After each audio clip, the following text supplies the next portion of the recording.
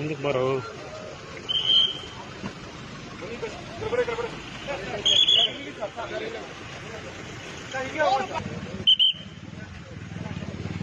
ಕಾಣ್ತಾ 26 ಜುಲೈಗೆ ಸಾಯಂಕಾಲ ಸುಮಾರು 8:15 ಸಮಯದಲ್ಲಿ ನಮ್ಮ ದೇವರಾಯದುರ್ಗ ರೋಡ್ ಹೋಗುವ ಬೆಳಗುಂಬ ಹತ್ತಿರ ನಮಗೆ ಒಂದು ಮಾಹಿತಿ ಬಂದಿದೆ ದಟ್ ಒಬ್ಬ ವ್ಯಕ್ತಿಯನ್ನು ಯಾರೋ ದುಷ್ಕರ್ಮಿಗಳು ಬಂದು ಮಚ್ಚುಯಿಂದ ಹೊಡೆದು ಸಾಯಿಸಿದ್ದಾರೆ ಅಂತ.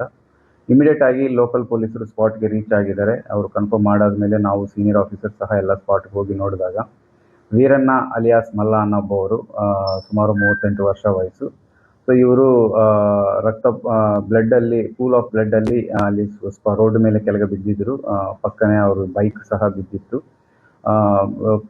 ನಾವು ಇಮಿಡಿಯೇಟ್ ಆಗಿ ಅವ್ರ ಫ್ಯಾಮಿಲಿ ಮೆಂಬರ್ಸ್ಗೆ ಮಾಹಿತಿ ತಿಳಿಸಿ ಬಾಡಿಯನ್ನು ಅಲ್ಲಿಂದ ಗೌರ್ಮೆಂಟ್ ಹಾಸ್ಪಿಟಲ್ಗೆ ಪೋಸ್ಟ್ ಮಾರ್ಟಮ್ಗೆ ಕಳಿಸಲಾಗಿದೆ. ಅದಾದ ಮೇಲೆ ಮೃತ ಹೆಂಡತಿ ಅವರಿಂದ ಕಂಪ್ಲೇಂಟ್ ತಗೊಂಡು ಒಂದು FIR ಅಂಡರ್ ಸೆಕ್ಷನ್ 103 ಸಬ್ ಕ್ಲಾಸ್ 1 BNS ಅಲ್ಲಿ ರಿಜಿಸ್ಟರ್ ಮಾಡಲಾಗಿದೆ ಕ್ಯಾತ್ಸಂದ್ರ ಪೊಲೀಸ್ ಸ್ಟೇಷನ್ ಲಿಮಿಟ್ಸಲ್ಲಿ.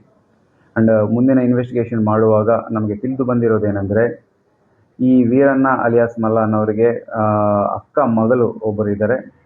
ಅವ್ರಿಗೂ ಮತ್ತು ಚೇತನ್ ಅನ್ನೋ ಒಬ್ಬ ವ್ಯಕ್ತಿಗೆ ಮೊದಲ ಇವರಿಬ್ಬರು ರಿಲೇಷನ್ಶಿಪ್ಪಲ್ಲಿ ಇದ್ರು ಅನ್ನೋದು ತಿಳಿದು ಬಂದಿದೆ. ಅದಾದ ಮೇಲೆ ಇಬ್ಬರಿಗೂ ಬೇರೆ ಬೇರೆ ಜೊತೆ ಮದುವೆ ಆಗಿರುತ್ತೆ. ಬಟ್ ಮದುವೆ ಆದಮೇಲೂ ಸಹ ಇವರು ಸಂಬಂಧದಲ್ಲಿ ಇದ್ದಾರೆ ಅನ್ನೋ ವಿಚಾರಕ್ಕೆ ಈ ಚೇತನನ್ನವರಿಗೆ ಮತ್ತು ವೀರಣ್ಣನವ್ರಿಗೆ ಜಗಳ ಆಗಿರುತ್ತೆ. ಸೊ ಅದೇ ಹಿನ್ನೆಲೆಯಲ್ಲಿ ಈ ಚೇತನ್ ಮತ್ತು ಇನ್ನೂ 3 ಜನ ಸಹಚರರು ಶಿವಕುಮಾರ್, ಕುಮಾರ್ ಡಿ, ಸಂದೀಪ್ ಈ 3 ಜನನು ಸೇರಿಸ್ಕೊಂಡು ಆ ದಿನ ಕಾರಲ್ಲಿ ಬಂದು ಮೊದಲ ಗುದ್ದಿ ಬೈಕನ್ನು ಕಾರ್ ಜೊತೆ ಕೆಳಗೆ ಬಿದ್ದಾದ ಮೇಲೆ ಹೋಗಿ ಮಚ್ಚಿಂದ ಹೊಡೆದು ಮುಖ ಮೇಲೆ ತಲೆ ಮೇಲೆ ಹೊಡೆದು ಸ್ಪಾಟಲ್ಲೇ ಸಾಯಿಸಿರೋದು ನಮಗೆ ಕಂಡು ಬರ್ತಾ ಇದೆ. ಸೊ ಈ ಮಾಹಿತಿ ತಿಳಿದು ಬಂದ ತಕ್ಷಣ ನಾವು ಟೀಮ್ ಮಾಡಿ ನಮ್ಮ ಕ್ಯಾತ್ಸಂದ್ರ ಪೊಲೀಸರನ್ನು ಮತ್ತು ಬೇರೆ ಟೀಮ್ಸ್ನು ಫಾರ್ಮ್ ಮಾಡಿ ಹುಡ್ಸ್ಕೋವಾಗ ನಮಗೆ early hours 28th morning early ಅವರ್ಸ್ನಲ್ಲಿ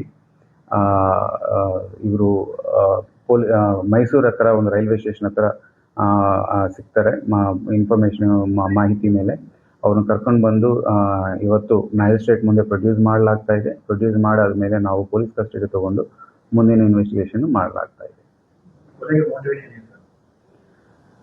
ಈಗಾಗಲೇ ನಾನು ತಿಳಿಸಿದಂಗೆ ಇದು ಒಂದು ರಿಲೇಷನ್ಶಿಪ್ ಮ್ಯಾಟ್ರಲ್ಲಿ ಈ ವೀರಣ್ಣ ಏನಿದ್ದಾರೆ ಅವ್ರ ಅಕ್ಕ ಮಗಳ ಹಾಗೂ ಮತ್ತು ಈ ವ್ಯಕ್ತಿಗೂ ಚೇತನನ್ನವ್ರಿಗೆ ಏನು ಸಂಬಂಧ ಇದೆ, ಆ ಸಂಬಂಧ ಹಿನ್ನೆಲೆ ವೀರಣ್ಣಗೆ ಇಷ್ಟ ಇಲ್ಲದೆ ಇದು ನಡೀತಾ ಇರೋ ಅನ್ನೋ ಕಾರಣಕ್ಕೆ ಇವ್ರಿಗೆ ಜಗಳ ಆಗಿರೋದು ನಮ್ಗೆ ಕಂಡು ಬರ್ತಾ ಇದೆ.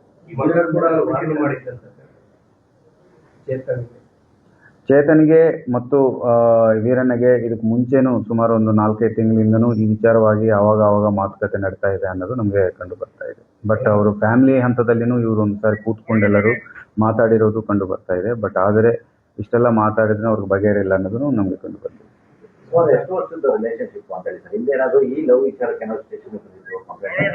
ಸ್ಟೇಷನ್ಗೆ ಬಂದಿರೋದು ಕಂಡು ಬಂದಿಲ್ಲ. ಬಟ್ ಸುಮಾರು 5-6 ವರ್ಷ ಹಿಂದೆ ಇದು ನಡೆದಿದೆ. ಸೊ ಇವರಿಬ್ಬರು ಬೇರೆ ಬೇರೆ ಕಮ್ಯುನಿಟಿಗೆ ಸೇರಿರೋರು. ಸೊ ಮದುವೆ ಮುಂದುವರ್ಸಕ್ಕೆ ಆಗಲಿಲ್ಲ. ಅದಾದ ಮೇಲೆ ಅವರು ಬೇರೆ ಬೇರೆ ಕಡೆ ಮದುವೆಗಳು ಸಹ ಆಗಿದ್ದಾರೆ.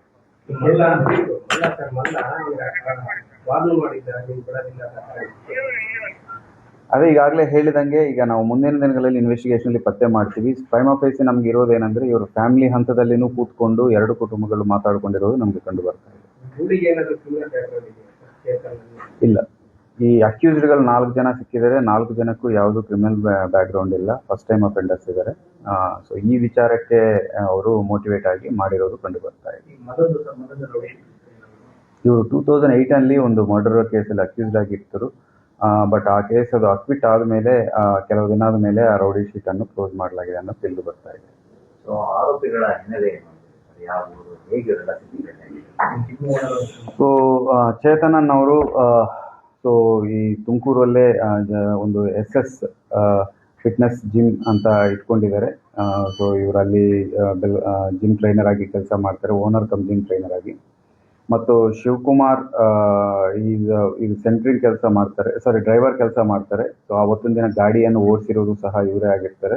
ಸೊ ಇವರು ಮೂಲತಃ ಮೈಸೂರು ಟೌನ್ ವಾಸ್ತವ್ಯರು.